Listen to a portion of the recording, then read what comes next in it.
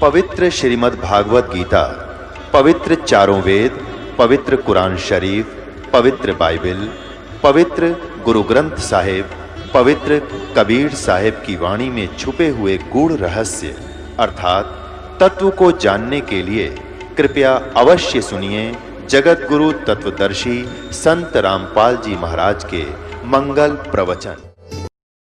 तो अब इसमें यह बताया बंदी छोड़ में कि जिस प्रकार हनुमान जी भी साब है, ये भी राम है, जितनी इनमें शक्ति है, जिसने काम सर्जा वो साब को आवे, और जिसके पास पावर नहीं है गवर्नमेंट की तरफ से वो साब नहीं को आंदा।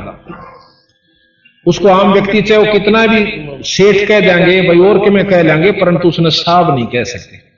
साब वही कहलाता जिस पर सरकार की तरफ से कुछ शक्ति उपलब्ध है। इसी प्रकार जिसने जितनी भक्ति कर ली, वेद व्यास को भी भगवान का लिखा है, वेद व्यास भगवान लिखा, वो एक ऋषि हुए। ये बिल्कुल ठीक है, जितनी जिस ऋषि में जितनी शक्ति है उतना भगवान है। अब इन सब के परमात्मा यानी तीन पूर्ण, इनसे बड़े जो साब से तीन भगवान से ब्रह्मा विष्णु और महेश, ये तीन लोक के परमात्मा है। देखो आज तक आपने सुना भी होगा, एक आज विशेष जानकारी आपको ज्ञान होगी अगर धैर्य से सुनोगे। ईष्टवादिता मत बढ़ना। कई हम ज्यादातर ये करते हैं कि ले भाई ये तो राम ने बेसरावस है, अब डीसी ने डीसी कहना बेसराना नहीं है। अगर डीसी ने कोई प्रधानमंत्री कहे तो वो हम तो मानना नहीं, उसने जिसने ज्ञान से वो नहीं मानेगा। और अनजान बच्चे कितनी यहां बरवा लेगी, यू है तो प्रधानमंत्री से मेरे आ रहे, यू सारे काम करे। हाँ, जिले के जो लोग से जो उसमें रहते हैं उनके लिए वो भगवान से, यानी डीसी डिस्ट्रिक्ट लेवल का ही मालिक से, लेकिन प्रधानमंत्री या मुख्यमंत्री या मंत्री के कार्य को वो नहीं कर सकता। तो इस प्रकार कबीर गरीबदास जी ने बताया कि ये तीन लोक के परमात्मा 20 शास्त्र जानकारी दे हैं कि त्रिलोकी के नाथ ब्रह्मा विष्णु महेश। और फिर ये पुराण दिखाऊंगा आपको मैं। विष्णु पुराण कहता है कि शंकर भगवान जो है ये सबका रचयिता और सबसे बड़ी शक्ति, और ब्रह्मा और विष्णु तय इसके अनुचर हैं, और इनसे उससे इनके सारे काम सरे हैं। फिर आपको दिखाएंगे कि विष्णु भगवान से ब्रह्मा उसकी नाभि कमल से उत्पन्न हुआ, और ब्रह्मा उस कमल ने ढूंढता ढूंढता 36 युग लाग गए, उसने कमल की अंत नहीं पाई। और शंकर भगवान के ऊपर विष्णु भगवान ऐसे अपना शक्ति प्रदान कर रहे हैं। ये आपको चित्र दिखाएंगे।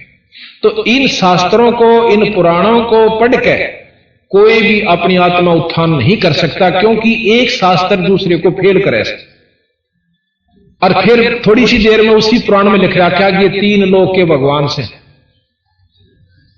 विष्णु पुराण में विष्णु जी को महत्व दे दिया, शिव पुराण में शिव जी को दे दिया।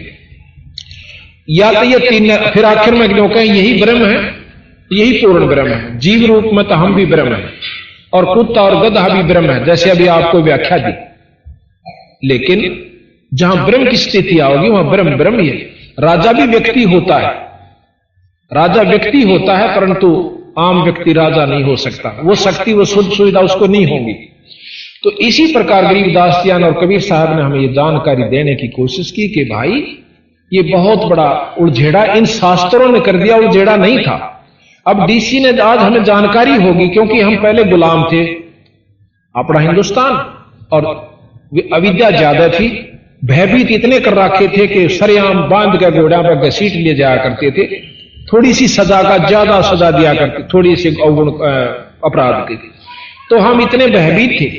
तो हम इन शास्त्र विजों ने, जिन्होंने अपने स्वार्थवश, कबीर साहब गरीबदास जी बताते हैं कि हमारे को भयभीत कर रखा। तेरा बाबू मर गया, उसके भाई मैं गांव मांगे से, और उस गांव में तो नहीं देगा ना, तो थारे ऊपर कहर हो जाएगा, थारे पशु मर जाएंगे, थारे न्यू हो जाएगा। ये वो डरते मुश्किल थे। बहुत सी आपने कथाएं सुनी होंगी कि एक भगत का छोरा हो गया, लड़का हुआ, हाँ ना, एक का पिताजी मर गया। पिताजी मर गया तो श्राद्ध आया। एक भक्त वहां पहुंचा जो मेरे जैसा पाखंडी था, जाकर कहने लगा पंडित जी कोई हमारे पिताजी की खैर खबर दो। नो बोला भाई तेरे पिताजी ने तो गऊ चाहिए सर और लागड़ हो, और वो तो बहुत तिसाया हो रहा से, और भाई नहीं दोगे ना तो देख थारा नष्ट हो जाओगे। अब ने बोला पंडित जी, यानी पंडित माने कोई जाति विशेष से नहीं कहा, अब थोड़ी थोड़ी बातों को हम विशेष ढंग से समझाने की कोशिश करेंगे, क्योंकि कईया को फाण आ जैसे थोड़ी बात न सुनकर। पंडित किसे कहते हैं? विद्वान को पंडित कहा, ना कोई जाति विशेष। मेरे दादा गुरु छावड़े के जाट थे और इनको गरीबदासी एक संत मिला, ये पाड़ी थे और बहुत बुरी हालत थी, घरक्या के सताए हुए थे, मतलब इसकी कोई भाभी भूबी से परेशान थे ज्यादा। तो ये बहुत, तो वो संत मिल गए, उन्होंने समझा, ये वहां से उनके साथ ही वो लिए भैंस छोड़ गए और काशी में उन संतों ने पढ़ाया, 4 विषय के आचार्य हो गए। आज ये पंडित चिदानंद जी के नाम से जाने जाते हैं और गोपालपुर में इनका आश्रम बना हुआ, पंडित चिदानंद जी, अभी लिखा हुआ है इनके ऊपर पंडित चिदानंद जी। तो हम कोई जाति विशेष को नहीं कहा कि कबीर साहब और वीरदास जी ने। अब जैसे वैद, कई आपने देखा होगा, फलाना राम वैद, दकड़ा राम वैद, और वो जान देखो ना पेट के दर्द की दवाई, और वो फिर भी वैद लिखे हैं। अब कोई वैद्यों की बुराई करे, बुराई का तात्पर्य उनकी उनके अवगुण बतावा कि यह हमने दवाई ठीक नहीं दी, तुम लूटते हो लोगों को। और वो वैद काली माने जो केवल लिख रहा है मैं वैद हूं और दवाई जानता नहीं, तो वो काली माने है ना, नाराज होता है, तो उसकी कमजोरी से उसने बेरा कुछ नहीं, वो सिर्फ वैद नाम से चिढ़ता है कि वैद को क्यों बिसराया इसने। तो पंडित जो है वो विद्वान को कहा, चाहे किसी जाति का भी। हमारे गुरुजी हैं दूसरे नंबर पे, इनके साथ में उरले वाले, ये ब्राह्मण थे जाति से, पंडित थे। जब फीत ला रखे ना वैसे फीत ला दे, वो पंडित थे, पर इन्हें कदे पंडित नहीं कहा अपने आप को। ये संत रामदेवानंद जी कहलाए। ये इस छोटे पैतावास के थे जो दादरी के पास है, हम इनके घर भी जाकर आए, लेकिन ये पंडित नहीं कहा, ये संत थे। इन्होंने वो नहीं काम किया जो संतों वाला, ना ये विद्वान थे, केवल संत थे। तो इनको कभी पंडित ने अपने आप को नहीं कहवाया और एक संत कहलाए। इसी प्रकार एक खानपुर में ये आया हुआ है, यहां पर खानपुर के भी, वहां एक रिटायर है उस गुरुकुल से, उनका नाम मुझे याद नहीं रहा, धर्म भानो जी, उनको पंडित जी के नाम से जाना जाता रहे, जाट, मतलब वैसे सामाजिकली जाट है, अब उनको पंडित जी कहते हैं। तो इस चीज के महसूस मत करना कि कोई पंडितों के भी शास्त्र, जो गुमराह या स्मारक दर्शक जो हुए, उनको विद्वान जो हुए हैं उनके बारे में जानकारी दी। तो कहते हैं वो गऊ, घर क्या ने गऊ दे दी भाई, अख ले जाओ पंडित जी, हमारे पिताजी दुखी ना होने चाहिए। अब इसी के उपलक्ष्य में गरीबदास महाराज ने एक प्रमाण दिया। एक गरीबदास जी महाराज का एक शिष्य उसी गांव का छुडानी का था। वो लड़का जवान था, शादी हो रही थी, उसके 2-4 दिन वो सत्संग में नहीं आया लगातार। तो महाराज जी ने बुलाया, भी की बात है, उस छोरे ने लाओ बुला। अच्छा भगत था, अच्छी लगन लगी थी उसकी, वो कदे फिर होके पिनिया दौरा बैठ गया और फिर बुला लिया। वो बुला भी महाराज जी याद करें थे तने, वो गया, भाई गुरु जी ने कैसे याद किया? अखा महाराज जी कैसे याद किया महाराज? भाई मैं तो गरीबदास जी कहने लगे, मैं नो पूछूं था भाई, कई दिन लाग गए, दर्शन ना दिए, गांव के गांव में भी फिटन ना है, मेरे यार जी नहीं लगता। महाराज जी ने कहे थे किसी तरह ये बेचारे आना शुरू, कंटिन्यूस आना जाना बना रहते, इनकी जो है, इनकी जो दुर्गति है वह ना फिर दोबारा पनप जावे, क्योंकि सत्संग हमारे अंतःकरण को साफ करता है। जितनी बार भी हम इसको सुनेंगे उतनी नई चेतना हमारे अंदर और हौसला बढ़ता है। जी ऐसे है कि मेरे पिताजी का श्राद्ध था कल, अच्छा जो कल गया उसको मेरे पिताजी का श्राद्ध था। के क्या करो भाई, श्राद्ध में के पंडित जी आवेगा, आता है और अपना भोजन बनाओगा और पहले आप भोग लगाओगा, फिर परिवार को बांटा जाएगा। बोला भाई ठीक, बहुत अच्छी बात भाई। और ने बोला महाराज जी मैं कल भी नहीं आऊंगा। क्यों भाई? कि कल मेरी मां का श्राद्ध है।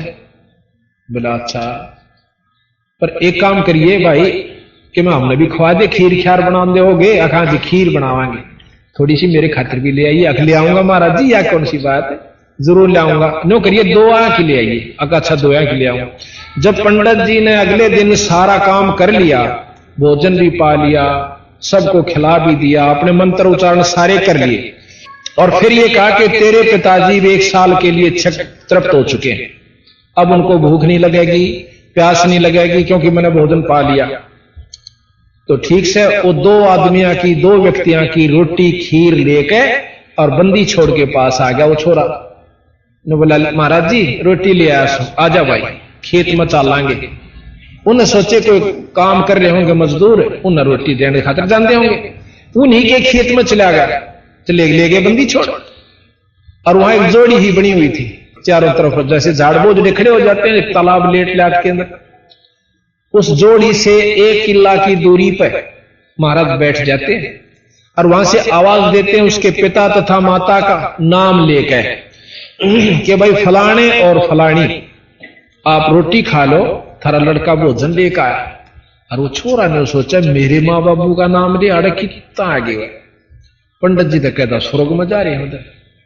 तो इतने में एक गीदड़ और एक गीदड़ी भागती हुई आवे, आंधे बंदी छोड़ के पान चाटन लागी। उन्होंने उनको ऊपर हाथ फेरा, हाथ फेर के बोला भाई थारा लड़का रोटी लिया से भोजन पा लो, थारा कनागत था आज, एक का काल था एक का आज था।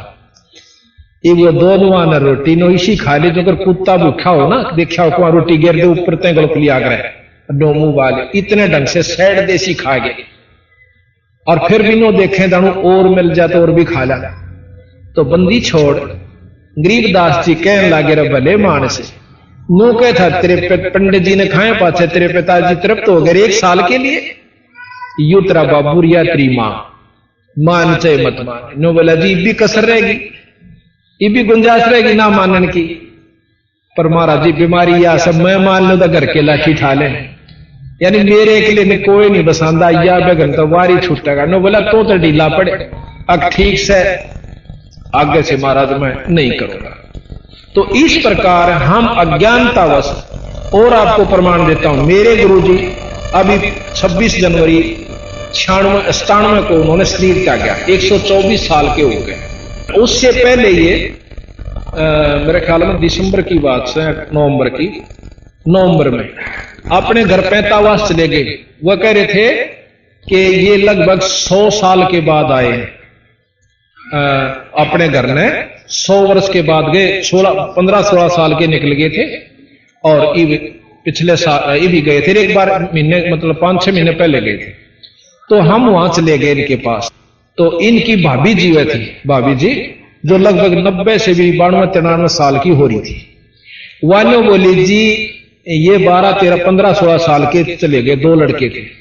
क्योंकि भक्ति की जो कसक होती है वह पिछले संस्कार जो होते हैं वो बहुत तगड़े हों से और वो अपने आप मार्ग पर लगा जाए।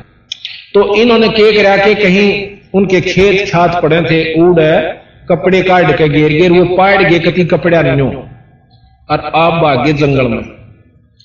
जाने वाला ने देखा कि वो 2 लड़के जंगल में भाज के। तो हमने उसके बाद इनकी टोआ टाई बिक्री ढूंढा ढांडी करी, कितना नहीं पाए। तो हमने मान लिया कि वो किसी जंगली जानवर ने खा लिए, समाप्त हुए, मर गए।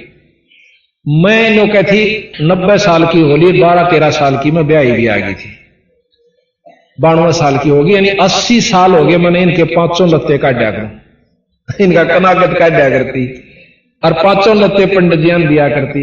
आप विश्वास कीजिए कितना अंधविश्वास है। वो ईबताएं जीवन थे और उनके 5 लत्ते कनागत 80 साल तक रहे। इतना अंधविश्वास, इतना भूल भुलैया डाल रखी इन भोले भाले जी ने, क्यों करे बंडाए दे बेचारे। सुख सब चाह अपने घर में, पर सुख फिर भी नहीं होता, चाहे 20 ब्राह्मण जमा दो। ब्राह्मण का मतलब ये नहीं है कि जो पोथी ठहर का आंख में दे ली, ब्राह्मण से जो ब्रह्म पहचाना, ब्राह्मणी से काम नहीं करा करे जो किसी ने बंडा दे। वो यथार्थ चीज बताओगा जो विद्वान होगा, पंडित होगा। तो इस प्रकार बंदी छोड़ गरीबदास जी ने यही मार्गदर्शन किया कि तुम एक दिन कनागत काटो, सो रोजाना काटा करो कनागत। 2 रोटी छाछ पर तोड़ के घेर दे, 2 कुत्ता ने सुबह, और इसी प्रकार शाम में कर देख कितना, और कुछ फर्क नहीं पड़ता। 2-4 रोटी हम कुछ नहीं फर्क पड़ा करता। आए भगत ने रोटी देवे घर में, कोई साधु आ जाए उसने जरूर जमावे, साल भर में एक सत्संग समागम जरूर करवावे, चाहे कभी भूखा मरता हो, वो भी तो करवाना पड़ जाए। बालक बीमार हो जाए, 4000 रुपये लग जाए, टप दे ही दे जा। और जहां धर्म का काम आवे नो काम, तब देखे ना ब्योत को ना और जब ब्योत हो जा पटदेसी, लड़ाई हो जा, मुकदमा हो जा, जब वकील ने भी दिया वहां 2000 रुपये और फिर घी बंदी रहवा नारी क्यों करके होगा वो अलग से, पर धर्म की का ब्योत नहीं रंदा। तो ये ब्योत बनाकर संतां के समागम में आने से, सत्संग को सुनने से आत्मा उत्तिष्ठ होती है, इसमें प्रबल होती है और ज्ञान होता है कि इस बिना काम नहीं चल। चाहे अरबपति होकर चले जाओ, चाहे करोड़पति हो जाओ, कुत्ते और गधे की चुनी तो अरबपति नहीं बच सकते। वो तो वो बचेंगे अगर कोई झूठड़ी वाला भी है, ईश्वर का नाम लेता है, गुरु की किसी नाम ले रखा है, 2 पैसे धर्म पर लगाता है, तो वो सब राजाओं का राजा सिद्ध होगा आखिर में। महाराज कहते हैं गरीब सब रावण पति राव है, जिसका रोम रोम धन हो और सांस खाली नहीं नाम बनावे छत्रपति है सो। पर वो है राजाओं का राजा, जिसके 24 घंटे भगवान का भजन और सुमन रहता है। गरीब कबीर साहब भी कहते हैं कबीर सब जग निर्धना और धनवंता ना को धनवंता सो जानियो, जिस पर राम नाम धन हो। राम नाम धन नहीं है, सब कंगाल है, ये 2 दिन के चोचले से। तो इस प्रकार, तो यहां हम आपको बताने जा रहे थे कि इंद्र कुबेर ईश की पदवी और ब्रह्मा वरुण धर्मराया और विष्णु लोक के विष्णुनाथ के पुर को पहुंचा तो फिर अपूठा आया। यानी विष्णु का जो स्वर्ग है, विष्णु भगवान का सबसे श्रेष्ठ स्वर्ग है और उसमें बहुत ही अच्छे साधक वैष्णु साधु जाते हैं। अब वैष्णु साधु क्या करते हैं, क्या प्रक्रिया उन्होंने अपना रखी है, क्या उनकी साधनाएं हैं, वो भी आप देख लेना। वो सारे चाहे कितना भी गीता घोट रहे हो और चाहे संस्कृत में याद कर रहे हो, अगर नाम गुरु ते ले रखा है तो विष्णु लोक प्राप्त हो जाएगा, और वो भी कुछ समय के लिए, जितनी साधना कर रखी है उसके बाद फिर उल्टा ही आना होगा और लख 84 भी भोगनी होगी। क्योंकि गीता जी का श्रेष्ठतम ज्ञान है, जैसे कर्म जीव करेगा उसे भोगने पड़ेंगे, जैसे करेगा। यहां बिल्कुल न्याय होता है। कहते हैं तुमने, गरीबदास जी महाराज कहते हैं, तुमने उस दरगाह का मैल ना देखा और धर्मराय के तिल तिल का लेखा। यहां तो तिल तिल का हिसाब है। तो जब हम अच्छे भी भोगने पड़ेंगे और बुरे भी, अच्छों के लिए स्वर्ग है और बुरों के लिए नरक है। आप देखिए, आप सारा दिन में कितने बुरे काम करते हो, आपने ज्ञान नहीं, पर हम गणवाएंगे आप कितने बुरे करते हो दिन में। कहे जो नो कहे मैं कति बुरा नहीं करता, उनके लिए गरीबदास जी ने बताया कि इतने बुरे करता है कि तेरे पर गिठड़ी भी नहीं ठाई जाएगी जब अंत से में मजाक गाड़ी दे, इतने बुरे करता है दिन में। कहे तो वो बुरे भोग पड़ेंगे वहां पर, और अच्छे स्वर्ग में। अच्छे करने के लिए हमने एक विशेष साधन बनाना पड़ता है, धन भी लाना पड़े, समय भी काटना पड़ता है, जब कितना अच्छा बन पावे। जैसे आम के पेड़ को तैयार करने के लिए हमने विशेष व्यवस्था बनानी पड़ती है, गेहूं की फसल को तैयार करने के लिए धन भी लाना पड़े, पानी भी देना पड़े, उसके लिए समय भी लगाना पड़े, शारीरिक मेहनत भी करनी पड़ती है, जब गर्मी सर्दी भी सहन करनी पड़ती है। आखिर पो के महीने में बूंद पड़ती हो एकादी और पानी का वार आ जावे तो हम पानी दे के आवांगे, चाहे नमूनिया हो 300 गए, पर वो काम छोड़ा नहीं जा, क्योंकि उसके बिना भूखे मर जा। तो जब जाके कितना गेहूं तैयार हो और फसल घर न आवे, जब कितनी मेहनत, और जो घास फूस झाड़ी जंखाड़ जो कांटेदार यानी दुखदाई वो आप हो जाए, पाया तलक आंदे रहेंगे फिर भी फूटते रहेंगे। तो बुरी कर्मता आप होया करे और शुभ कर्म के लिए जी तोड़ मेहनत करनी पड़ेगी, जब कितना बन पाओगा। और बाढ़ देखें सारे स्वर्ग और सुख की, और कितने हम साधना अच्छी कर रहे हैं, दिन में का हिसाब ला लीजिए। तो गरीबदास जी महाराज ने कहा कि इंद्र कुबेर वरुण धर्मराया ये पदवियां हैं, जो भी जिसने जैसी साधना कर ली, किसी को इंद्र बना दिया जाता है, किसी को कुबेर जो धन का देवता है, वरुण जल का देवता है, भाई इसी प्रकार जंगल के देवता है, और इंद्र लोक का मालिक है, जो कि इंजीनियर है, जैसे चीफ इंजीनियर नहर का हो। तो इस प्रकार ये अलग अलग इनके बांट रखे हैं। इंद्र जो है ऐश्वर्यवान सत परमात्मा, यानी छक्का ठाठ करे मेरी उर्वशी वहां पर, और खूब मौज से, पर सह कितने दिन ये भी लिख रखे। और फिर वो इंद्र का के बनेगा, गधा बनेगा स्मृत लोक में आकर के, ये भी प्रमाण दे रखा। तो बंदी छोड़ महाराज कहते हैं सुख झूठे सुख को सुख कहे मानत है मनमोद, ये सकल चबेना काल का कुछ मुंह में कुछ बोध। इंद्र ये देवता 33 करोड़ देवता 88,000 ऋषि भी काल के मुंह में है, उनको समय आने पर सबको भक्षण किया जाएगा। तो इस प्रकार ज्ञान दिया सतगुरु महाराज ने कि दोजक बहिष्ठ सभी ते देखे, दोजक नरक और बहिष्ठ स्वर्ग। अब ये उर्दू में बोल गए महाराज जी, इन्होंने सब भाषाओं को समावेश दिया है कि जिस भी इलाके में, जिस भी स्टेट में ये ग्रंथ साहब पढ़ा जाएगा, उस क्षेत्र के जो भगत हैं वो अपनी भाषा में जब्बा पकड़ लेंगे।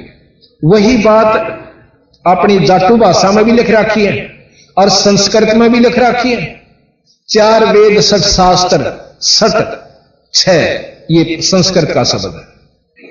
4 वेद 60 शास्त्र कहां 18 पुराण, और उन जो आज से लाखों वर्ष पहले घटी हुई बातें और जो शास्त्र प्रमाण दें, इस अनपढ़ जाट ने, जाट नहीं कहेंगे हम, अब थोड़े सा आपको समझाने के लिए करिए, जाट नहीं थे, ये संत थे। जाति केवल वही लगाते हैं जिनको ज्ञान नहीं होता, लेकिन समाज में जिस ग्रुप में पैदा हो गए उसकी फीत आखिर तक उतर दी नहीं। और हम जरूर और लगा देंगे, पर उन्होंने कभी अपने आप को जाति से संबंधित नहीं किया, पर संतान का जात होया भी नहीं करती। तो इस प्रकार फिर सतगुरु महाराज कहते हैं दोजक नरक और बहिष्ठ स्वर्ग।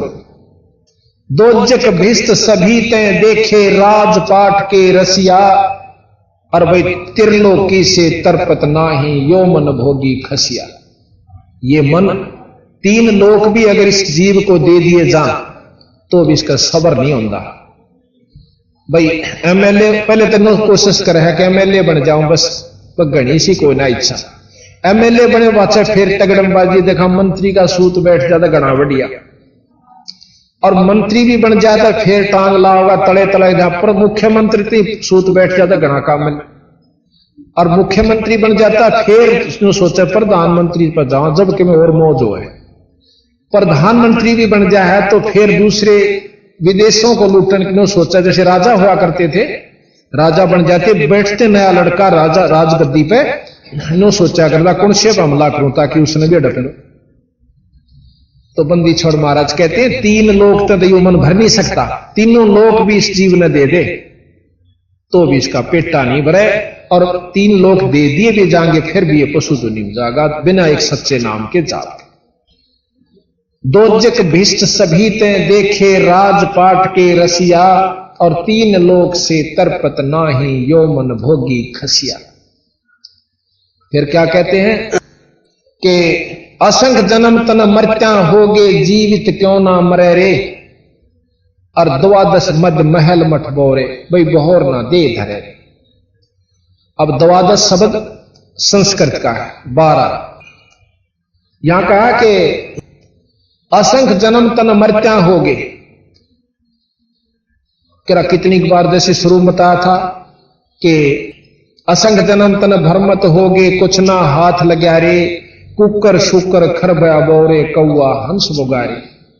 तो किरा कितने बार तो हम गधे बने, किरा कितने बार हम गंदी नाली के कीड़े, सरप, जंगली जानवर, पक्षी, और एक दिन में कई मर जाए वो कीड़े भी हम बने।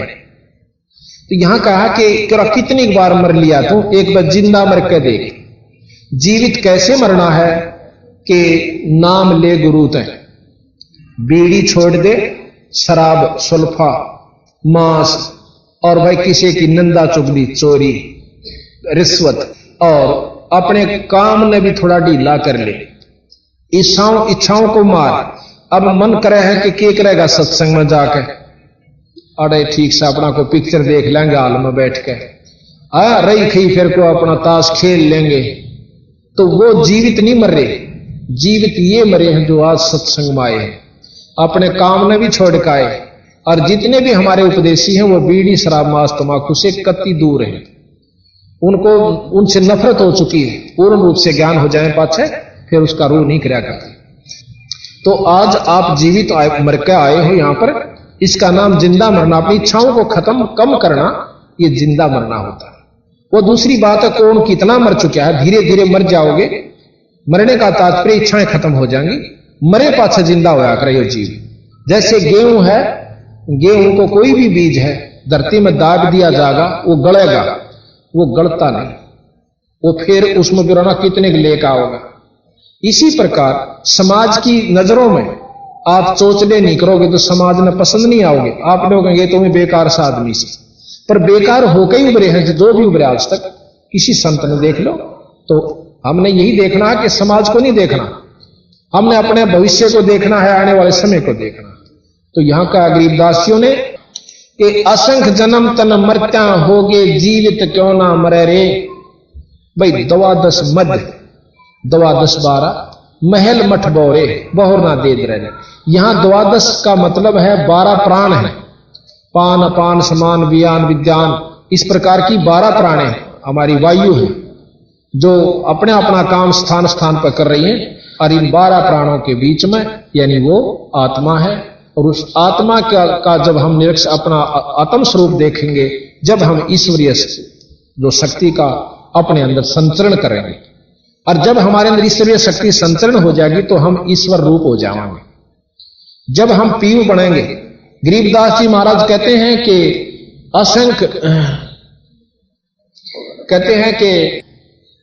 असंख्य कोट ब्रह्मा हुए और असंख्य हुए ईश, वह वाणी अच्छी तरह याद नहीं मेरा, और साहिब तेरी बंदगी से जीव हो जा जगदीश। कितने तो ब्रह्मा हो लिए और कितने का भगवान जा लिए, पर सतपुरुष पूर्ण परमात्मा पूर्ण ब्रह्म की के नाम के जापते बंदगी से भजन से, और ये जीव भी जगदीश हो जाता है, परमात्मा स्वरूप हो जाता है। परमात्मा में के गुण होते हैं वो हम आपको बताएंगे, और परमात्मा कौन कौन हुए वो भी आपको बताएंगे, और कौन कितने परमात्मा हुए। जैसे मनुष्य है, बच्चा है, पढ़ रहा है, पढ़ के डीसी बन जाएगा, पढ़ ले भाई, कोई भी बन सके।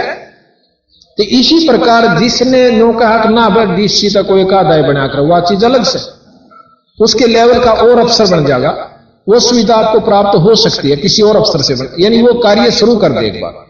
तो इसी प्रकार अंत कोट ब्रह्मा हुए अंत कोट हुए ईश, और साहिब तेरी बंदगी से जीव हो जा जगदीश। तो हमने जीव से जगदीश बनना है, जीव से पीयू बनना है। अगर जीव से पीवे नहीं बने तो वह कुछ भी कर ले वाड़ा। जो नियम मान कर चल रहा है कि जीव अनादि है, परमात्मा और प्रकृति अनादि है, फिर वो शास्त्र झूठे हो जाते हैं। दोनों का है कि जल तत्व को पृथ्वी तत्व को जल तत्व ग्रासेगा, यानी ये खत्म होंगे पर बीज रूप में फिर रह जाएंगे। और जब बीज भी खत्म होगा, जब हम सतलोक में चले जाएंगे, एक नाम का जाप बताए विशेष और विधि से पूरे गुरु से लेकर के, और फिर हम उस सतलोक में पहुंच जाएंगे जहां पर ये हमारे ऊपर प्रकृतियां नहीं रहती, ना प्रकृति की रहती और ना काम क्रोध मोह अहंकार की होती। तो यहां बताया कि द्वादश मध्य महल मठ बोरे जो बहुर ना दे धरेरे, दोबारा हम इस लोक में नहीं आओगे। इस लोक में जब भी कोई भी आया, कृष्ण भगवान आए 3 लोक के मालिक, कितना दुख पाए। एक दिन भी जो सुख का सांस कृष्ण लीला देख लो, रामचंद्र जी की रामायण पढ़ लो, जब एक दिन भी सुख का सांस वह लेकर गए होते इस मृत लोक में थे। और हम उनकी उपासना करके यानी सोचा हमने सुख हो जाए राम की उपासना करके। राम खुद इतना तंग पाया यहां पर, जो है ना कुफर तोड़ दिया हमारे जैसे नीच व्यक्तियों ने। उस परमात्मा 3 लोक के भगवान को भी नहीं बख्शा हमने, और आम यहां सुखी चाहता है। इस मृत मंडल में कोई सुखी नहीं रह सकता, और ना हो सकता, और ना उम्मीद करने की जरूरत। यहां तो सुखी केवल वो रहेगा जो नाम पूर्ण परमात्मा पूर्ण ब्रह्म का जाप करेगा। अब थोड़ा सा भेद यहां और बता दें। आपने ब्रह्म का भी नाम सुना और पार ब्रह्म भी सुना होगा, खूब सुना होगा, पर ज्ञान विचार नहीं कर पाए। ब्रह्म और पार ब्रह्म 2 नाम हैं तो 2 शक्ति भी होंगी। अब यहां फेल कर दे हमारे जो विद्वान है, नहीं ब्रह्म कोई पार ब्रह्म कहे। अब मंत्री ने प्रधानमंत्री कौन कहेगा, ऐसा बेवकूफ कोई नहीं। मंत्री अलग है, प्रधानमंत्री की और शक्ति है, और दिन रात का अंतर है। और मंत्री ते प्रधानमंत्री बनया, ऐसी बात नहीं। ब्रह्म से मतलब परे जो है पर ब्रह्म है।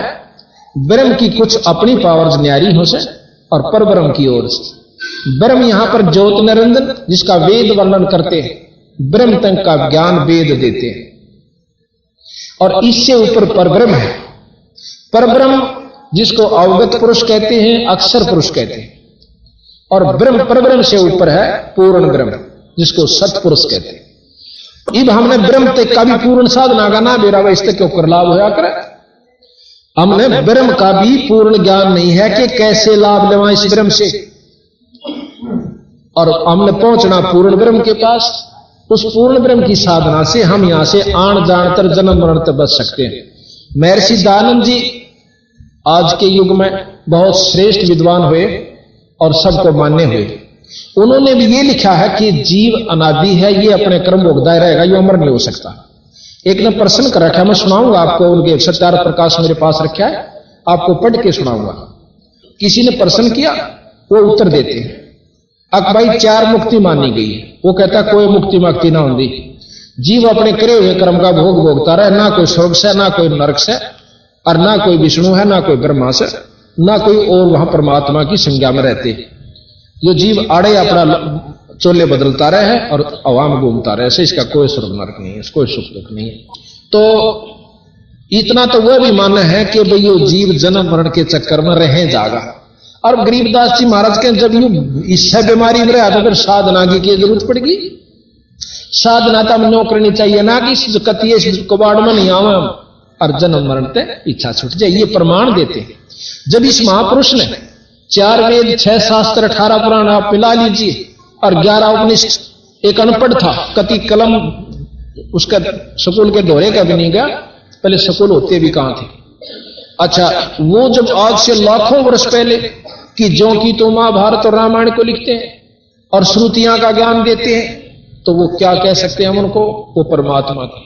वो अपना भेद देने के लिए आए और अपना लिख गए सारा का सारा, भाई जिसने कुछ थोड़ा बहुत सुख चाहिए तो इस गीता जी ने पढ़ा करो और इस प्रकार आचरण करा करो। इन्होंने गीता जी का भी ज्ञान दिया कि गीता जी के ज्ञान से आप ये सुख प्राप्त कर सकते स्वर्ग, और हमारे ज्ञान से आप पूर्ण ब्रह्म यानी सतलोक को जाओगे, जो कभी अविनाशी है, नष्ट नहीं होता, उस लोक में जाओगे। एक तरफ से शास्त्र में बताते हैं विष्णु लोक समाप्त होगा, शंकर जी का लोक भी होगा और विष्णु जी का भी लोक होगा, ब्रह्मा जी भी समाप्त होगा, विष्णु जी भी समाप्त होगा, शंकर भगवान भी नष्ट होगा। एक किताब शास्त्र में लिखा है कि 7 ब्रह्मा मर लेंगे, 7 इंद्र मर जाते हैं जब एक ब्रह्मा मरता है, और 7 ब्रह्मा मर जाते हैं जब एक विष्णु समाप्त हो जाता है, और 7 विष्णु समाप्त हो जाते हैं जब एक रुद्र का यानी शंकर जी नष्ट हो जाता है। तो इस प्रकार आप बताइए, महाराज गरीबदास जी ने कोई गलत नहीं कहा कि तुम उस अविनाशी परमात्मा से मिलो। आगे कहा कि सतगुरु मिले तो 4 मुक्ति जहां सतगुरु मिले तो इच्छा मिटे और पद मिल पदे समाना, चल हंसा उस लोक पठाऊं जो आज अमर अस्थाना। आदि यानी कदेत है, अमर जो कभी नष्ट नहीं होता, वो स्थान, वो सतलोक होता है। अब बताइए, फिर कहते हैं कि 4 मुक्ति जहां चंपी करती, 4 मुक्ति इस 3 लोक की, चौथी मुक्ति सायुज मुक्ति जो है श्रेष्ठतम मुक्ति है। महाराज कहते हैं 4 मुक्ति जहां चंपी करती, चंपी के 5 दाबे उस संत के जिसने पूर्ण ब्रह्म परमात्मा की उपासना कर ली।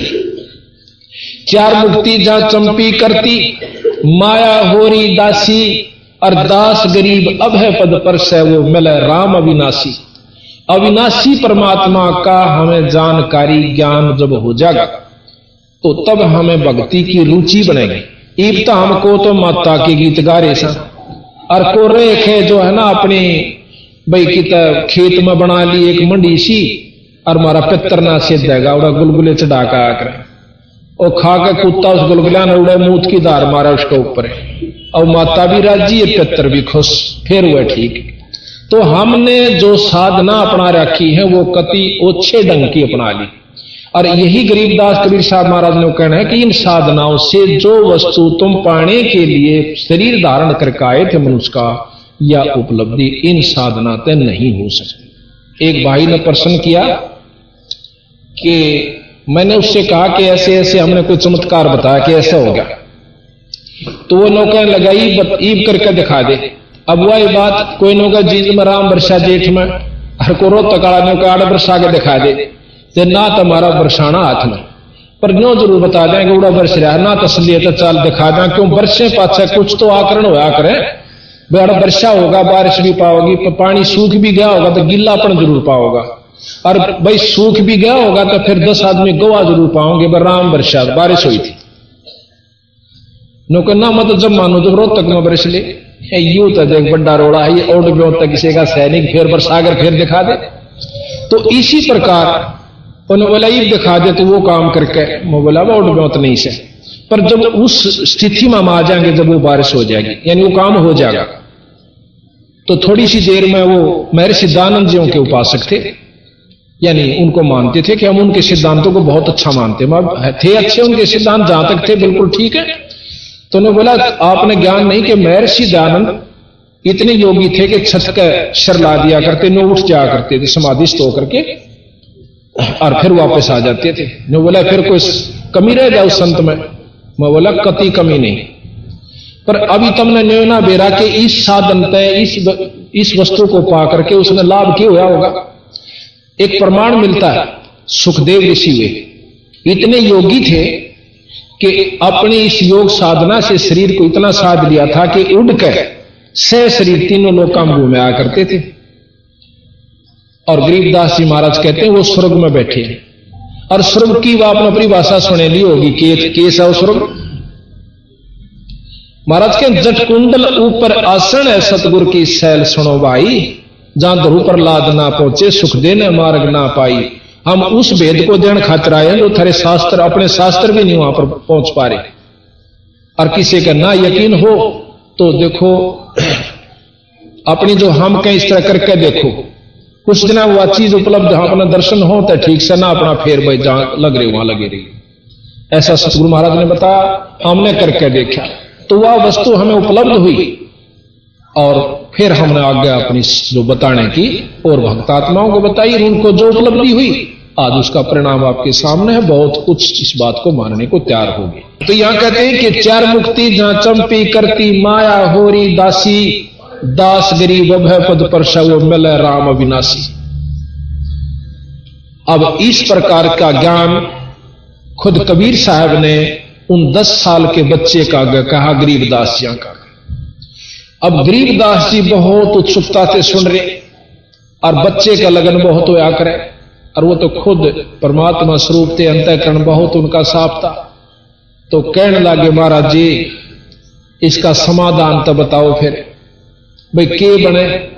नो बोला मैं नाम दूं और तो नाम ले, और जब बात बने महाराज जी फिर तो नाम दे दो।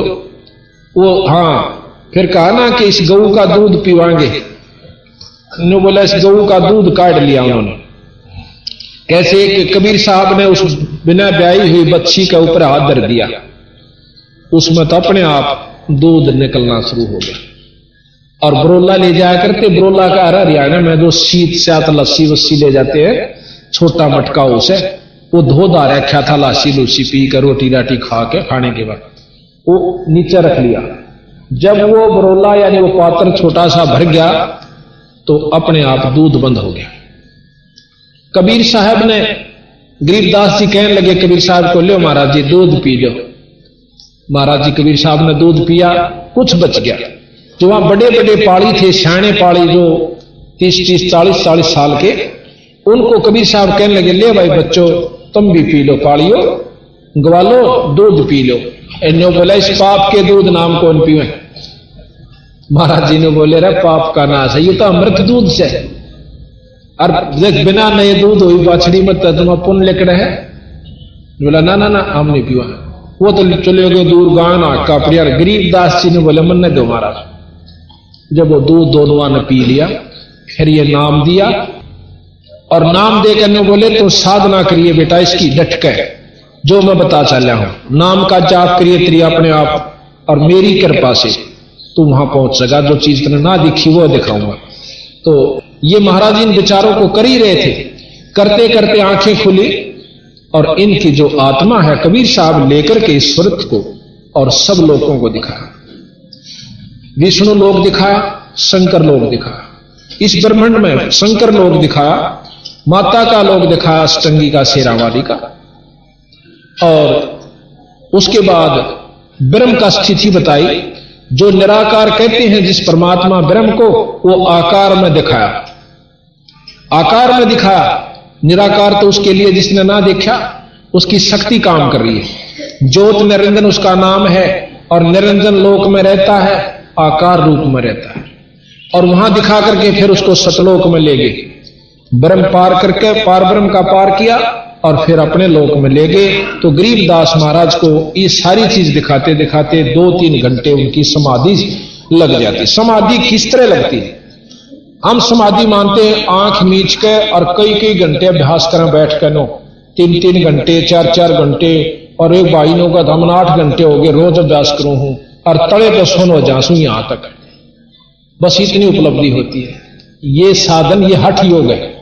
हठ योग आज के युग में ना तो कामयाब हो सकता और ना ये पहले भी नहीं हुआ, और आज तक जीवन है थोड़ा सा जीव का, और ना इतनी फुर्सत के हम 8 घंटे बैठ सके। गरीबदास जी जमींदार थे, हड़बाया करते, हड़ बांधे बांधे वो काम किया। न बोले न तुम करा करो भाई, हमने समाधि लाने की जरूरत नहीं, आप पर लागेगी नाम के प्रभाव तक। समाधि क्या होती है? जब अंदर भक्ति संतरित हो जाती है, कमाई हो जाती है भजन की, नाम की, साधना की, तो अपने आप यह स्वर्ग उस लोक को चालनी शुरू हो जाएगी जिसका वो उपासक है। नाम एक विशेष काम करता है। नाम जो है, नाम उस लोक में ले जाएगा जिस लोक की आप उपासना कर रहे हो। आपका गुरु जिस इष्ट का उपासक होगा उसी लोक में आप चले जाओगे, और उसमें जो सुख या दुख होगा वो आपको प्राप्त होगा। तो कबीर गरीबदास जी महाराज आंख खोले हुए न्यों बैठे, लेकिन वो शरीर में नहीं थे। सारा कुछ देख का है, पालिया ने देखा ये 2 घंटे हो गए उठता न बैठ के मैं बात करता, और महाराज जी वहां से अंतर ध्यान हो गए कबीर साहब। उन पालियों ने आकर देखा, पहले तेन बोला रहा गरीबू, गामा में गरीबू का आकर के महाराज ने न्यो हलाया, 2 एक बार पड़ गए, वो गिर गए। उन्हें सोचा मर गए। तो आप कई बार देखा समाधि, हम बात कर रहे हैं किसी दूसरे से, और एक हमारे बाँ को खींचा, नो कई बार बात सुने, पर हमने न्यो भी नहीं पता होता ये मेरी बाँ ने खींच रहा है, मेरे हाथ लगा रहा है, इसका भी आवाज हमें नहीं होता, और हम दूसरे से बात कर रहे होते। तो उस समय हम इतना ध्यान प्रागाढ़ हो चुका है उस बातों के अंदर कि हमने शरीर भाव नहीं है कि मेरे को हाथ भी ला रहा है। इसको समाधि कहते हैं। वो चलते चलते भी लग सकता है, बस में बैठे भी आपका ध्यान ऐसा जा सकता है, पाछला बोल ले आपने भी नहीं बेरा तू के कह रहा है, बस दोहरे के लेकर जा, हम नहीं बेरा की आवाज आई थी बस की, हम इतने विचारों में गुम जो हो जाते हैं गहराई में, उसको समाधि कहते हैं। वो कितनी लगती है वो अलग चीज। तो इस प्रकार गरीबदास महाराज अपने सारे लोग देख रहे थे, और गांव में बाजे आए वो पाली, गांव में ने बोले जी ये छोरा मर गया, भाणजा मर गया, कोई देवता के कोई भाणजा के। गरीबदास जी छुड़ानी के भाणजे थे। गांव में तो रोना पिटना होगा, सरोर भाई एक का छोरा रोए मर गया, अरिशे बड़े चौधरी का जिसका 2,500 बीघे जमीन, तो रोआ पीटी शुरू हुई। अर्थी बनाई, अर्थी बनाकर लेकर चाल पड़े, शमशान घाट पर धर दिया महाराज के शव को, और शमशान घाट पर धरते ही महाराज के बंधन जो ऊपर का रस्सी बांध जाकर ना वो आप टूट टाट के और एकदम दूर जा पड़े। महाराज बैठे हो जाते हैं गरीबदास जी, 10 साल के बच्चे, और जब बैठे होते हैं देखे तुम काम, तो उसी समय उन्होंने ये वाणी बोलनी शुरू कर दी। उनको अंतःकरण में ये जमा होगी और ये वाणी बोलनी शुरू करती, गरीब पर पटन पर लोक है जहां अदली सतगुर सार, और भक्ति हेत से उतरे पाया हम दीदार। अब कहते हैं कि हमने वो लोक देखा, वो सतलोक देखा, और वहां से परमात्मा सतपुरुष खुद कबीर साहब यहां पर आकर और मुझे उपदेश दे के गए, वो लोक दिखा के ले। अब इस बात की नहीं मानते कई भाई भक्तात्मा ने कहा हम तो ई प्रकट कर दो ना कबीर साहब ने। देखो गांव छुड़ानी शब्द गवा इस बात का, आप जाकर तसल्ली कीजिए।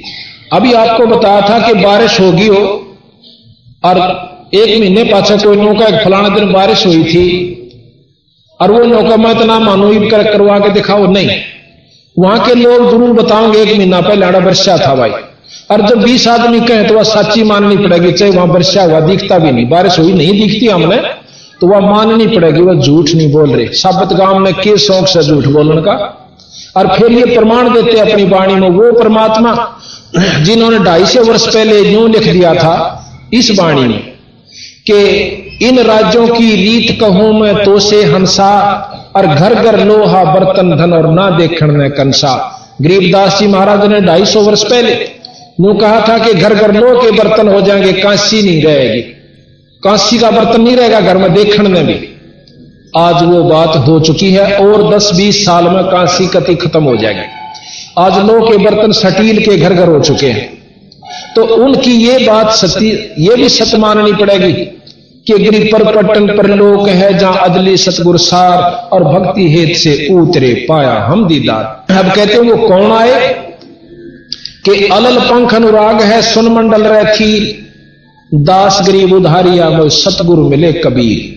अब कबीर साहब के बारे में आपको जानकारी हम प्रथम देंगे, क्योंकि जब तक हम नहीं मानते किसी भी इष्ट को, किसी भी उसकी जब तक हम शक्ति का ज्ञान नहीं होता तो हम उसको आदर की दृष्टि से नहीं देखते।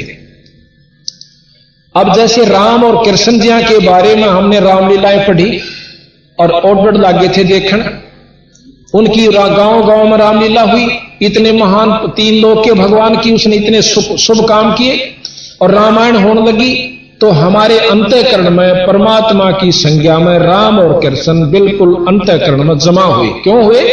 ध्यान से सुनिए ये बातें, आपको आज जो सुनने को मिलेंगी ये जिंदगी में शायद कभी कभी आपको, आप हिम्मत से सुनिए, इष्टवादिता में ना जाइए। ये खास यहां पर दुख होगा कि हम इष्टवादी बन जाते हैं, यथार्थ ज्ञान को भी ठुकरा देते हैं। नहीं, इतनी भी निंदा नहीं होगी, यथार्थ बात होगी। अगर यथार्थ को भी निंदा समझो हो तो फिर आपकी कमजोरी होगी।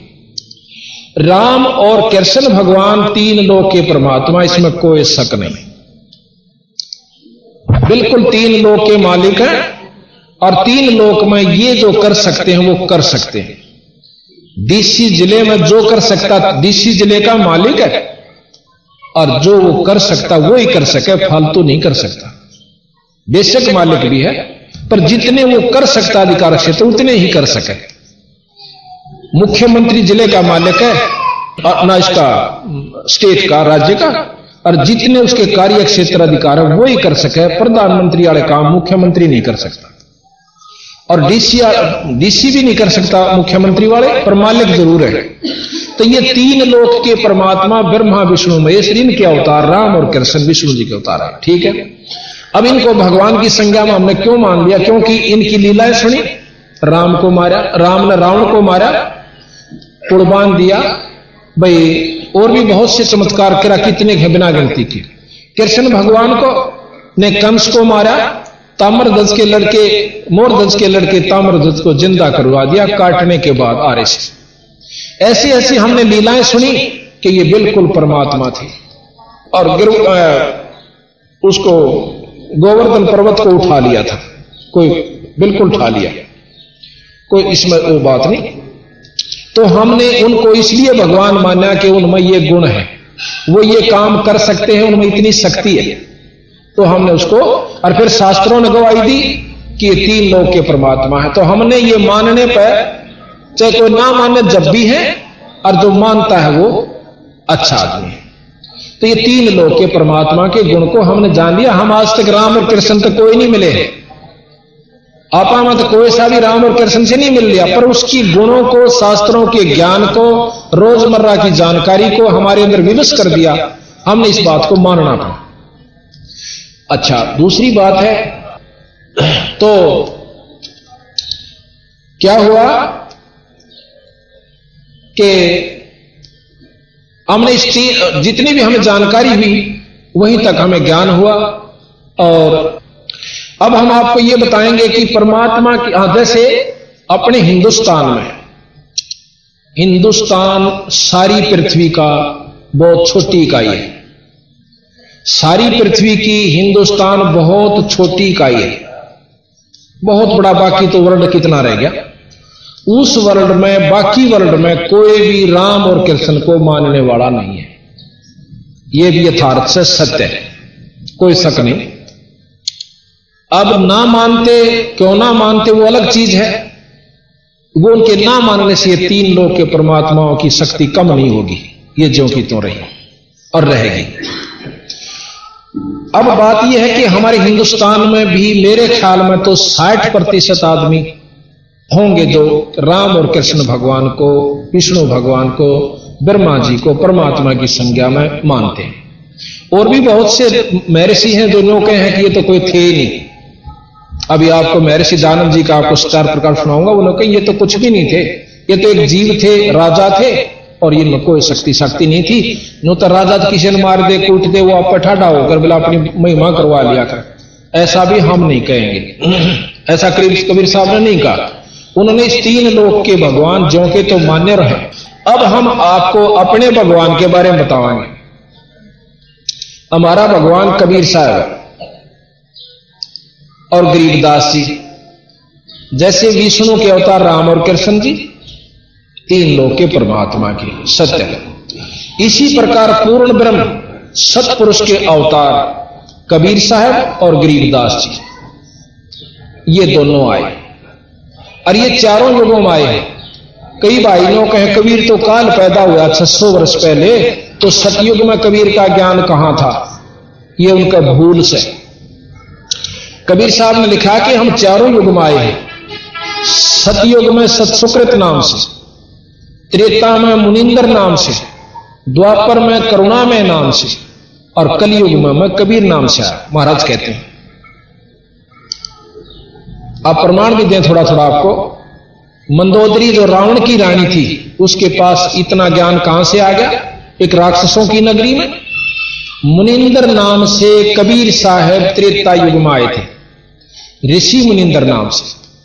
और वहां जाकर के एक भाट था, उस चंद्र विजय भाट का सारा परिवार कबीर साहब का स्थित था श्रीलंका में। और वो रानी के पास जाया करती थी वो भाटनी, उनको सबक सुनाने खातिर, उनको नाचने गाने के लिए, और उसका प्रेम ज्यादा मंदोदरी से हो गया था।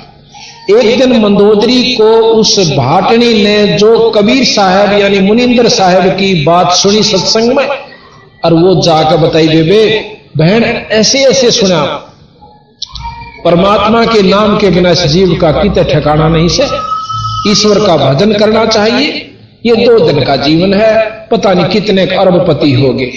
गरीबदास जी महाराज कहते हैं, पृथ्वी पति चकवे गए भाई जिनके चक्कर चलंत, रावण सरीखे कौन गणे इसे जालिया ना। लोगों के कितने करोड़पति अरबपति हो गए, जालियर गधे की जूनी भोग रहे हैं। यो राम नाम बिना भाई छुटकारा नहीं होगा। तो मंदोदरी को जाके उस भाटनी ने, चंद्र विजय की पत्नी ने बताई। मंदोदरी बहुत पुण्यात्मा थी, उसके अंदर कसक बड़ी। उसने पूछा, बेबे तेरे ताई किसने बताई यह बात? ने बोली, मारे गुरुजी आया करे। गुरुजी आया करे खां आए, इब कहां वजह मन में लाई, अगे बता दूंगी। मन तो न्यो ना जिक्र करा भी राजा की रानी है, कदे मारी बातां दौरा छोटे व्यक्तियों दौरा ना आवे। बेबे देख, यहां तो मैं बुला नहीं सकती गुरुजिया ने, पर मैं आ जाएंगी लोग छुपमा अपना कार्ड कैसे ने बोली, बे तू आ जाइए। जब महाराज कबीर साहब मुनिंदर साहब दोबारा वहां पहुंचे, तो उस चंद्र विजय की भाटनी ने जाकर मंदोदरी रानी से बता दिया, गुरु जी आ जा तू अपनी बात कर। अब वह मंदोदरी इतनी लायक थी, इतना उसमें ज्ञान था, उसी समय छोड़कर अपने महल ने और लेके एक बांदी ने साथ और महाराज के पास पहुंच जाती है। जाकर लंबी दंडोत करती है मंदोदरी। तो उन्होंने क्या किया, कहने लगे, फिर उसको समझा, बेटी ये 2 दिन का जीवन है, और ये रावण दोष है, ये बहुत उल्टा रास्ता पकड़ चुका है। एक बात विचार कीजिए, रावण जितना तप और कुर्बानी शायद कोई कर सके, शंकर भगवान का तप और अपनी नाड़ काट कर उसको चढ़ा देना कोई बालका का खेल नहीं है। पर उसमें कमजोरी क्या रही? ज्ञान की कमी रही। वैसे विद्वान मानते हैं, संत इसको ज्ञान नहीं मानते, जो खोटा कर्म कर दे। ज्ञान हो पाछा तो कीड़ी नहीं मार सकता आदमी, और उसने इतने कुकर्म पाछ दिए, उसको ज्ञान नहीं था, अभिमान हो गया। तो मंदोदरी को कबीर साहब से उपदेश मिला, ने बोला, बेटी तू अपना भजन कर, वो तो मानेगा नहीं। उसकी तो ऐसी स्टेज पर पहुंच गया कि वापस आना उसका मुश्किल है। तू अपना भजन कर, ये नाम ले ले और तेरा छुटकारा हो जाएगा किसी युग में भी। तो उसी प्रकार मंदोदरी ने कबीर साहब मुनिंदर साहब का नाम ले लिया। एक भगत जी ने मेरे से प्रश्न किया यही बात, कहने लगा, जी मैं सारा घूम लिया, बड़े बड़े मंडलेश्वरों से और विद्वानों से मैंने 2 प्रश्न किए जिंदगी में और उनका जवाब मेरे को नहीं मिला। क्या कि राक्षसों की नगरी, और उसमें मंदोदरी ने इतना ज्ञान कितना होगा जो रामायण के अंदर इतना गूढ़ ढंग से समझा रखा है रावण को कि कोई आम आदमी संत भी नहीं समझा सकता। मंदोदरी के पास वो ज्ञान कहां से आ गया, इसका मैंने जवाब दे दो, मैं शिष्य बन जाऊंगा। मैंने आज तक किसी का गुरु नामा नहीं लिया है, पर एक और मेरी प्रश्न है, मैं पहले आते यूं सुन दे। मैंने उसको ये प्रकरण बताया कि वो मंदोदरी कबीर साहब की यानी मुनिंदर साहब की शिष्या थी, और कबीर साहब का जो ज्ञान है वो विशेष है, सब शास्त्रों से न्यारा ज्ञान है, अंतःकरण में सीधा अटैक करता है। और ये ज्ञान उसको था जो मंदोदरी कबीर साहब की शिष्य थी मुनिंदर साहब की। तो फिर उसका सारा प्रकरण समझाया, रामायण तो भी उसने देखी, फिर हमने गरीबदास जी प्रमाण दे रखा है वो भी बताया, फिर उसको तसल्ली। फिर दूसरा प्रश्न उसने किया कि मैंने महाभारत कई बार पढ़ ली और देख ली और विचार कर लिया, उसमें एक प्रकरण आता है क्या कि उसने प्रश्न किया कि प्रथम तो गीता जी में यह ज्ञान दिया भगवान कृष्ण ने अर्जुन जी से कि तू अपना निष्काम भाव से आप लड़ाई कीजिए, अक्षत्री का धर्म है, तेरे ऊपर ये कर्म लागू नहीं होंगे, आपके ऊपर कोई कर्म लागू नहीं होंगे। ये तो मैंने सारे मार रखे विराट रूप दिखा करके और अर्जुन को लड़ाई के लिए तैयार कर दिया। और फिर कहते हैं कि एक प्रकरण आता है कि जब राजगद्दी पे युधिष्ठिर को बैठाने लगे, युधिष्ठिर जी कहने लगे कि ऐसे पाप के राज्य को मैं नहीं भोगूंगा जिसमें करोड़ों बहन विधवा होगी, पता नहीं कितने मारे गए, ऐसे कुकर्म के राज्य को जो राजा करता है तो वो नरक का भागी होता है। इस बात को देख करके फिर कृष्ण जी के पास युधिष्ठिर जी को ले जाते हैं, कहने लगे भगवान इस राज्य को मैं प्राप्त नहीं करना चाहता, मुझे ये राज नहीं चाहिए, आप किसी को दान कर दीजिए। अब कृष्ण जी ने कहा कि देखो युधिष्ठिर, राज उसी को देना चाहिए जो अधिकारी होता है, अगर हम किसी अनधिकारी को राज देते हैं तो पाप के भागी होते हैं। राजा योग्य होना चाहिए, प्रजा पालक होना चाहिए, दया भाव उसके अंदर होना चाहिए, जो कि आप और धर्म का राज करता हो। ये सब आपके अंदर विद्यमान है। बहुत सी चर्चाएं उसको करके फिर भी वो नहीं मानता है। कहने लगे ऐसा कर युधिष्ठिर कि आप एक यज्ञ कीजिए, यज्ञ के करने से आपके जो पाप कर्म हैं ये नष्ट हो जाएंगे और जो आपने युद्ध में पाप किए वो नहीं लगेंगे। युधिष्ठिर जी मान जाते हैं कि यज्ञ की गई, राजगद्दी पर विराजमान हो जाते हैं। कुछ दिनों के बाद, कुछ वर्षों के बाद युधिष्ठिर को बहुत बुरे सपने आने शुरू हो जाते हैं। रात्रि में देखता है कि किसी की नाड़ कटी हुई है और कोई हाहाकार करता हुआ भाग रहा है, कि कोई भाग रहा है, उसके पीछे से तीर मार दिया, वो तीर भागता जा रहा है, रोता जा रहा है और पड़ जाता है और मर जाता है। किसी के छाती में बाणों से भर दिया जाता है, हाहाकार कर रहा है, कोई औरतें रो रही हैं कि मैं विधवा होगी, कोई चूड़ी फोड़ रही है उसकी छाती के ऊपर। इस दृश्य को देख करके युधिष्ठिर पागलों की तरह रात में बहुत बुरी तरह चिल्लाकर उठ जाता है।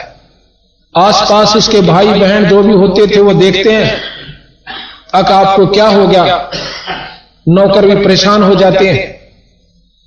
तो वो कहने लगा मुझे ऐसे ऐसे बहुत बुरे भयानक दृश्य स्वप्न में दिखाई देते हैं।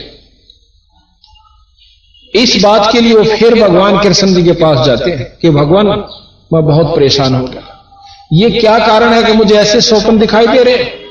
तो भगवान कृष्ण जी ने कहा कि आपने जो युद्ध किया था महाभारत, वो जो पाप कर्म आपको सेध रहे हैं, दुख कर रहे दे रहे हैं। अब ये लफ्ज दोबारा सुना उसने। युधिष्ठिर तो बहुत शील स्वभाव के थे, कुछ नहीं बोले, पर अर्जुन जी के कान खड़े हुए।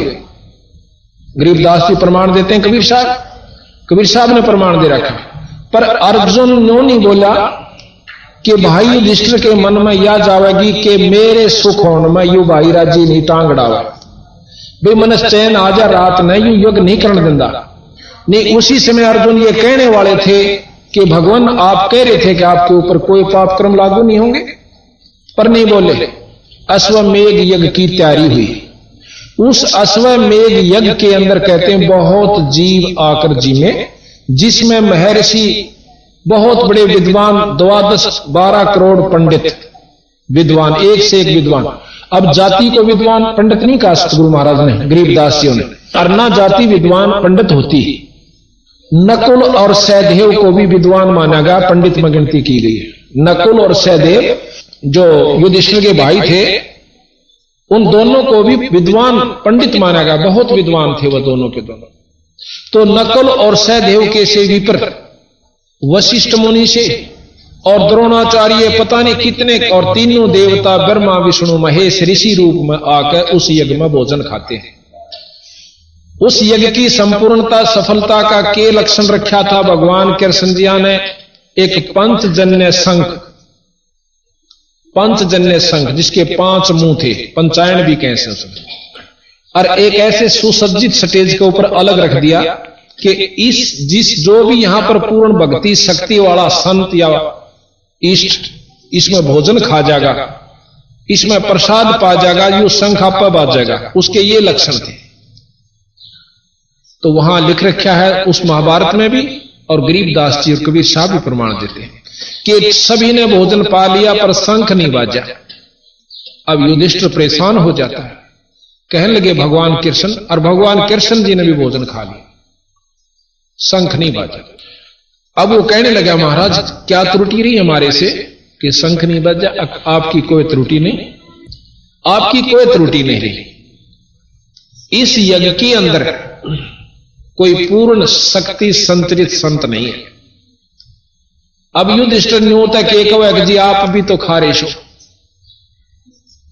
फिर ने बोला महाराज ये इतने बड़े बड़े विद्वान महामंडलेश्वर, और जिसमें 9 नाथ 84 सिद्ध ये सब बैठे हुए, और 33 करोड़ देवता 88,000 ऋषि, क्या महाराज इनमें कोई पूर्ण संत नहीं है? ये तो मान बढ़ाई के भूखे हैं, इनमें कोई पूर्ण शक्ति संतरित संत नहीं है। तो बोला जी क्या बात। कृष्ण भगवान ने अपना हाथ ऐसे किया और उनकी जो अगले जन्म में जो उन्होंने अगला जन्म पाना था वही रूप बनकर खड़े हो गए। कोई मुर्गा बना हुआ है, कोई सर्प का रूप धारण कर रहा है, कोई केंचुआ, कोई शेर, कोई भैंस, कोई गऊ, कोई बैल। अब भयभीत हो जाता है युधिष्ठिर कि महाराज फिर हमारी यज्ञ कैसे संपूर्ण होगी? होगी। एक संत है इधर, छोटी जाति में है, उसका सुदर्शन नाम है, नीची जाति वाले को सुपच कहते हैं। वाल्मीकि यानी भंगी के घर में जन्म है, और वो संत आवे तो बात बन सके।